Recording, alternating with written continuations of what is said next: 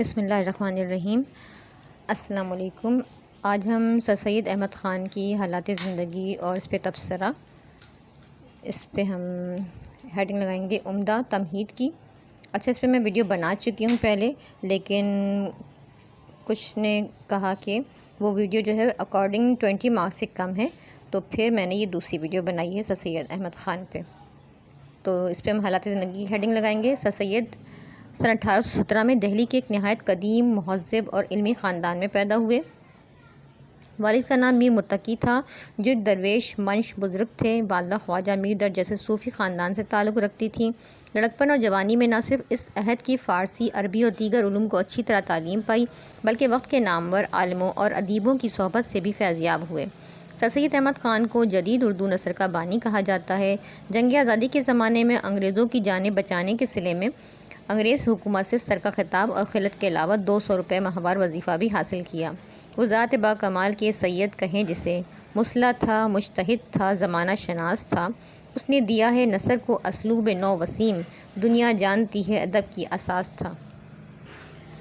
مقصدیت کی ہیڈنگ۔ سر سید وہ پہلے ادیب ہیں جو ادب کو صرف تفریح کے لیے نہیں بلکہ مقصد کے لیے استعمال کرتے تھے۔ ان کی تحریروں کا مقصد خوابیدہ عوام کو خواب غفلت سے جگانا تھا۔ وہ غلط رسم و رواج کے بھی قائل نہ تھے۔ ان کی تمام تحریریں مقصدیت کی گرد گھومتی نظر آتی ہیں۔ وہ اپنا پیغام عوام تک پہنچانا چاہتے تھے۔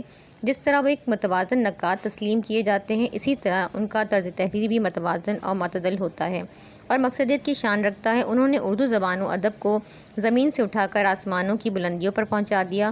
ہزاروں سال نرگس اپنی بے نوری پہ روتی ہے، بڑی مشکل سے ہوتا ہے چمن میں دید اور پیدا۔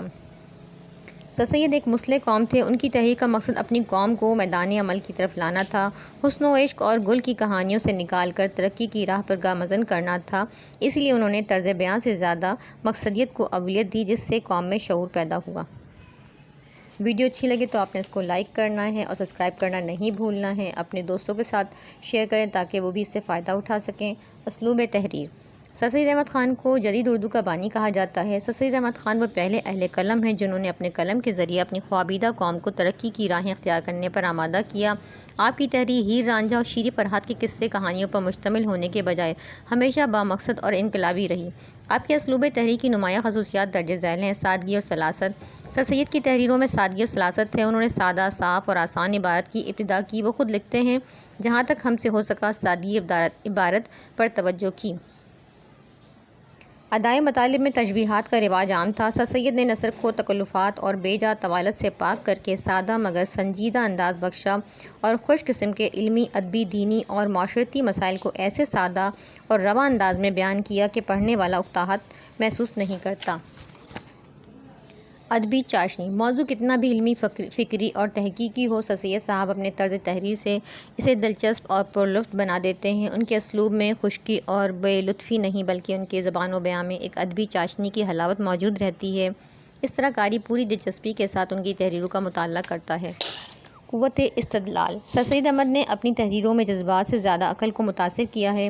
وہ ہر قسم کے علمی، اخلاقی، دینی اور معاشرتی مضامین جذباتی عنصر کو کم رکھتے ہیں بلکہ استدلالی انداز میں دلیل سے وزن پیدا کرتے ہیں اور منطقی ربط کے ساتھ اپنی بات آگے بڑھاتے ہیں۔ اس طرح وہ اپنی بات مربوط انداز میں صاف ستھرے طریقے سے ادا کرتے ہیں۔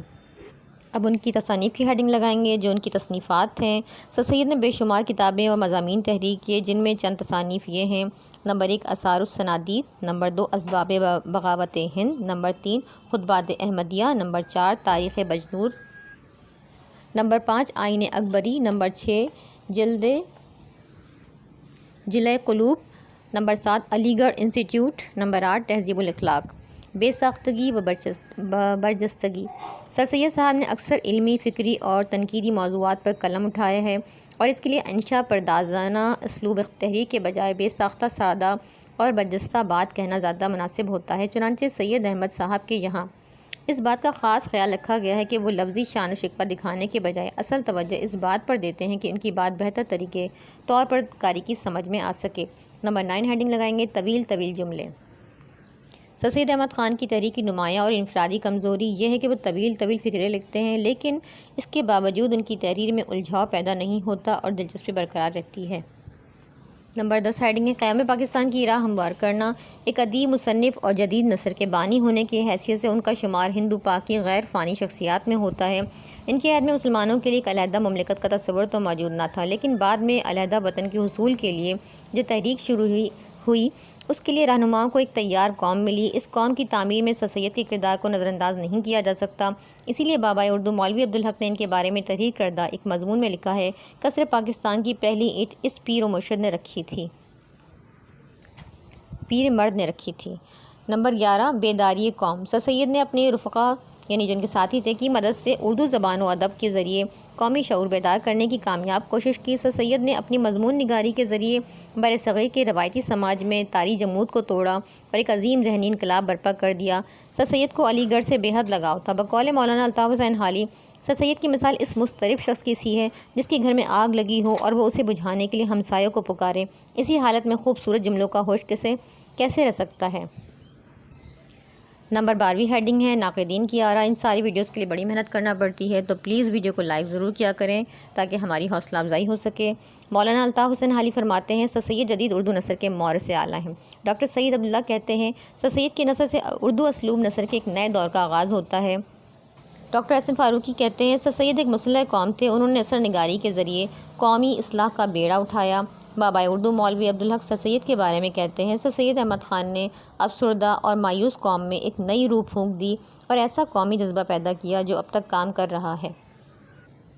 نمبر 13 حرف آخر۔ اردو زبان و ادب کے حوالے سے سر سید کی خدمات سب سے نمایاں ہے۔ انہوں نے زبان کو آسان کیا، اس کا دامن وسیع کیا اور لکھنے کا ایک نیا انداز اختیار کیا۔ غرض کہ سر سید اردو زبان و ادب کا اتنا بڑا نام ہے کہ کوئی ادبی تاریخ ان کے بغیر مکمل نہیں ہو سکتی۔ قوم کے غم سے ان کا دل سرشار تھا اور ان کا وجود کام سے لگن کی ایک بھرپور مثال تھا۔ ان کے لیے ایک شعر کہہ سکتے ہیں کہ بارے دنیا میں رہو غم زدہ یا شاد رہو، ایسا کر کے چلو یا کہ بہت یاد رہو۔